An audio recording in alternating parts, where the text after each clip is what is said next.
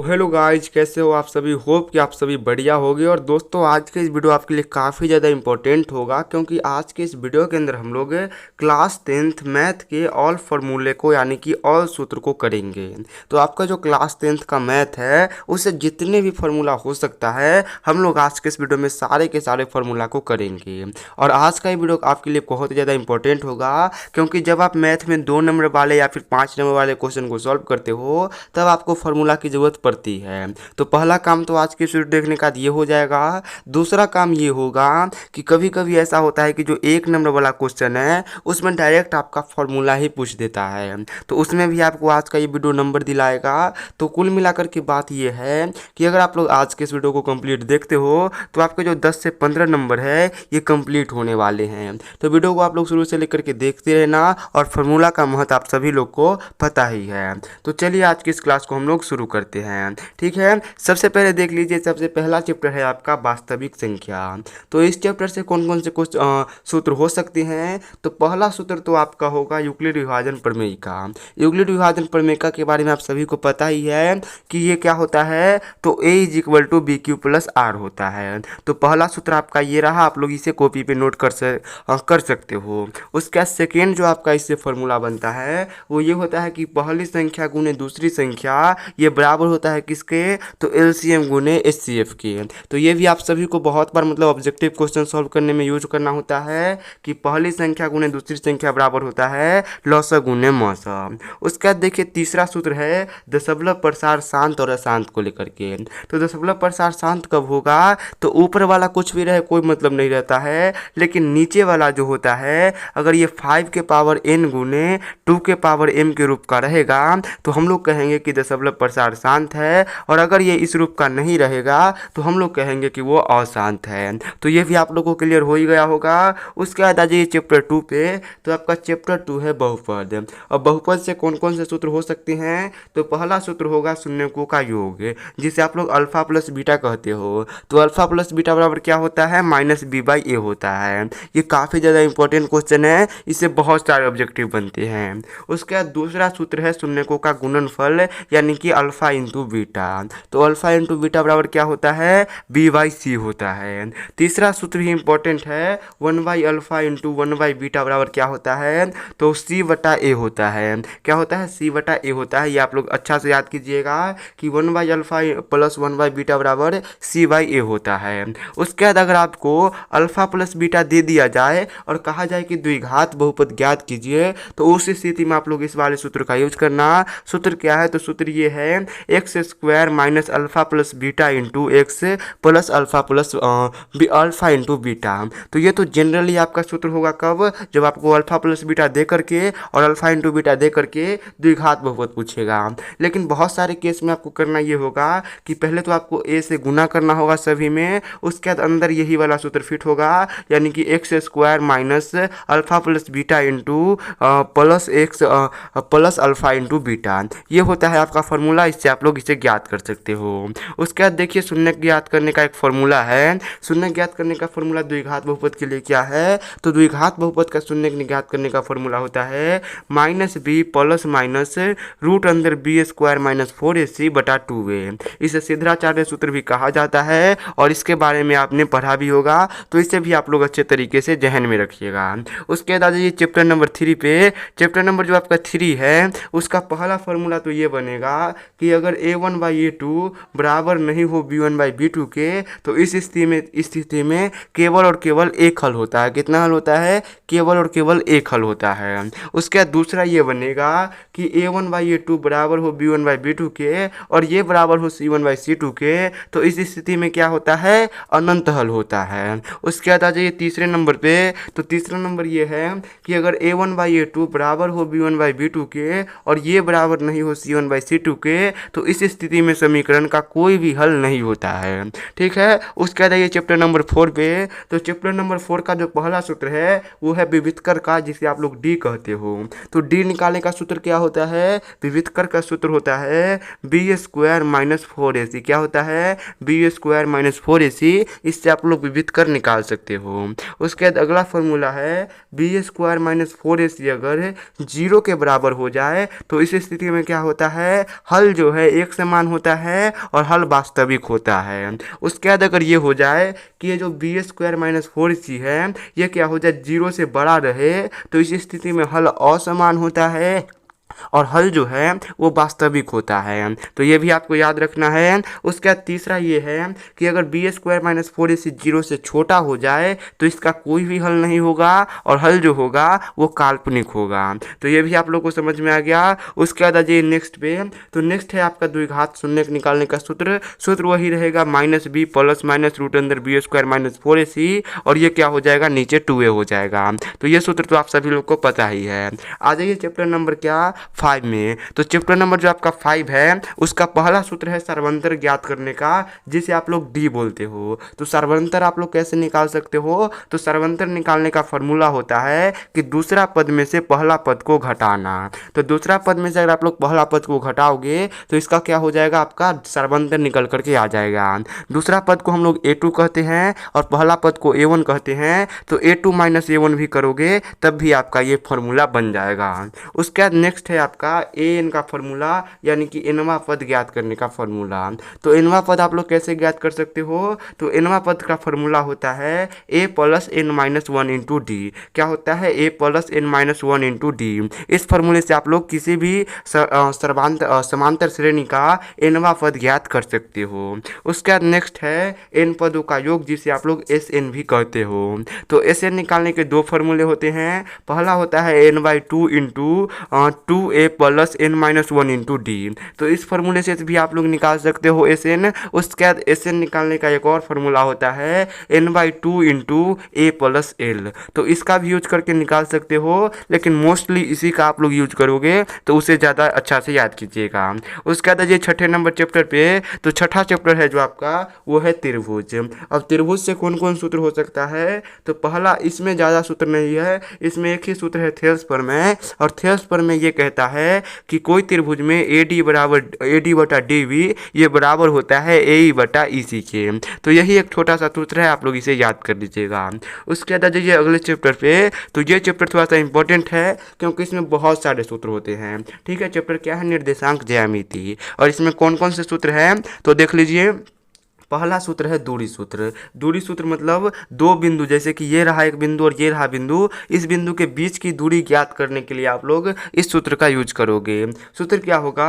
तो सूत्र ये है रूट अंदर x1 माइनस x2 का whole square plus y1 minus y2 का होल स्क्वायर। तो इस सूत्र की हेल्प से आप लोग दो बिंदु के बीच की दूरी को ज्ञात कर सकते हो। उसके बाद है विभाजन सूत्र। ये इस चैप्टर का सबसे इंपॉर्टेंट और थोड़ा सा हार्ड सूत्र है। सूत्र क्या है? तो सूत्र ये है कि m1 into x2 plus m2 into x1 बटा m1 प्लस m2। उसके बाद इधर अगर y का मान निकालना हो तो y के लिए होता है m1 into y2 plus m2 into y1 और नीचे फिर से m1 प्लस m2 होता है। तो ये सूत्र भी आप लोग देख लो, ये काफ़ी ज़्यादा इंपॉर्टेंट है। इसे आप लोग 3-4 बार लिखोगे तो याद हो जाएगा।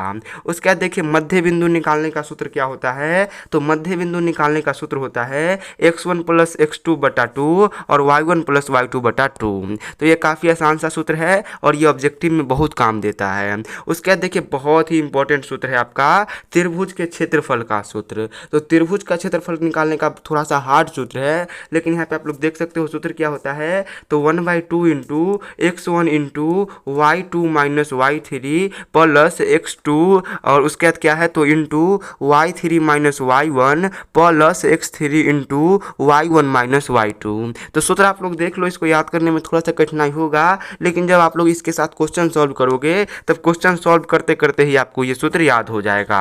उसके बाद आ जाइए आपका चैप्टर नंबर 8, जो कि काफ़ी ज़्यादा इंपॉर्टेंट चैप्टर है, जिसका आप लोग ट्रिग्नोमेट्री कहते हो, जिसे हिंदी में त्रिकोणमिति कहा जाता है। तो इससे बहुत सूत्र, लगभग 30 सूत्र बनता है इस चैप्टर से। तो चलिए देखते हैं कि कौन कौन से सूत्र है। पहला सूत्र है आपका त्रिकोणमितीय अनुपात। तो त्रिकोणमितीय अनुपात आप लोग जानते हो, पहला होता है साइन, साइन बराबर क्या होता है, लंब बटा कर्ण होता है, यानी कि परपेंडिकुलर बटा हाइपोटेनियस होता है। उसके बाद दूसरा आप लोग देख लीजिए, तो दूसरा आपका जो सूत्र बनेगा वो होगा कॉस। तो कॉस क्या होता है, ये आधार बटा कर्ण होता है, यानी कि बेस बटा हाइपोटेनियस होता है। उसके बाद होता है कॉसेक, तो कॉसेक बराबर होता है कर्ण बटा लंब, यानी कि हाइपोटेशियन बटा परपेंडिकुलर। उसके बाद नेक्स्ट है सेक, तो सेक बराबर होता है कर्ण बटा आधार, यानी कि हाइपोटेनियस बटा बेस। उसके बाद आता है आपका टेन, तो टेन बराबर होता है लंब बटा आधार, यानी कि आप लोग बोल सकते हो परपेंडिकुलर बटा बेस।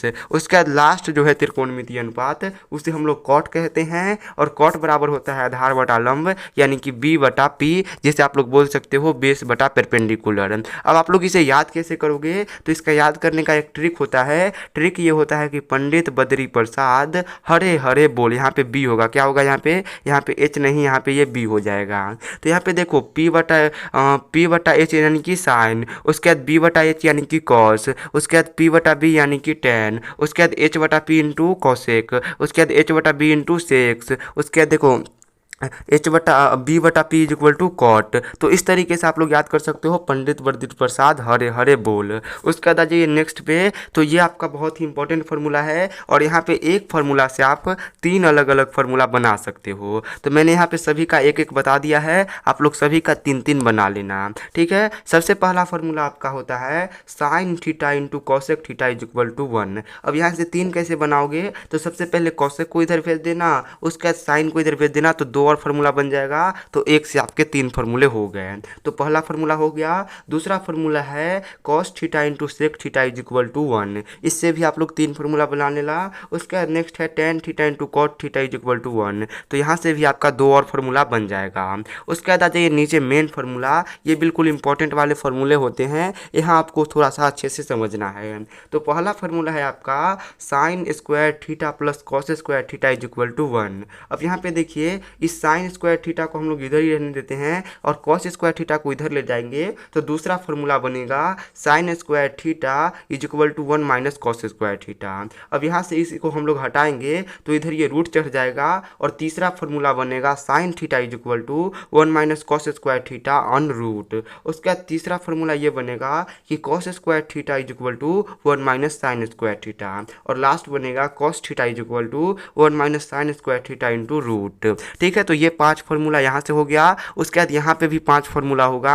पहला फार्मूला ये होगा tan square theta minus sec square theta is equal to 1। दूसरा होगा tan square theta plus 1 is equal to 1 plus sec square theta. तीसरा होगा tan theta is equal to 1 plus sec square theta on root. चौथा होगा sec square theta is equal to 1 plus tan square theta. और last आपका जो formula है वो ये होगा कि sec theta is equal to 1 plus tan square theta on root. उसके बाद देखिए यहाँ पे 5 और फार्मूले हैं। पहला फार्मूला है cot square theta minus cosec square theta is equal to 1। दूसरा है cot theta is equal to 1 plus cosec square theta on root. और उसका नेक्स्ट है cot square theta is equal to 1 plus cosec square theta. और अगला है cosec square theta is equal to 1 plus cot square theta. और finally last है cos square theta, यहाँ पे ये स्क्वायर नहीं है, सिंपल सा आप लोग बोलिएगा cosec theta is equal to 1 plus cot square theta in root. उसके बाद आ जाइए नेक्स्ट चैप्टर पे। तो देखिए 8वां चैप्टर के बाद आपका है 9वां चैप्टर, लेकिन 9वां चैप्टर में कोई फार्मूला नहीं है, वही ट्रिग्नोमेट्री वाला फार्मूला ही चलेगा।